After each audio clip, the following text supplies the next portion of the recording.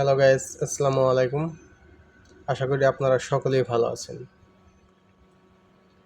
তো আজকের যেই টপিক নিয়ে ভিডিও করব, টপিকটি হলো আপনারা অনেকেই আপনার কম্পিউটারের কনফিগারেশনের জন্য অনেক ঘাটাঘাটি করেন কিন্তু পান না।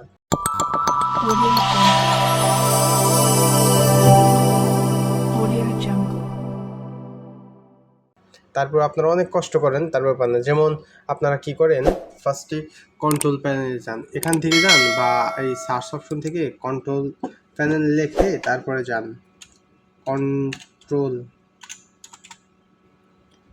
লেখার পরে উপরে দেখবেন কন্ট্রোল প্যানেল নামে অপশনটা চলে আসছে। এটার থেকে কি করেন আপনারা, এই সিস্টেম অ্যান্ড সিকিউরিটি এখানে গিয়ে তারপর আপনারা খোঁজেন যে সিস্টেম কোথায় আছে, view amount of RAM and process speed, এখানে গিয়ে তারপর আপনারা কম্পিউটারের কনফিগারেশনটা খুঁজে বের করেন। এত দূর যাওয়ার দরকার নেই, আজকে আপনাদের আমি দেখাবো শর্টকাটে আপনারা ইজিলিভাবে আপনাদের কনফিগারেশনটা বের করতে পারবেন।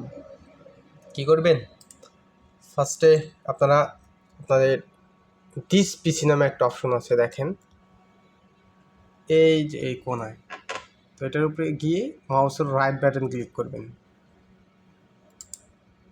তারপর দেখবেন প্রপার্টিস, এটার উপরে ক্লিক করবেন,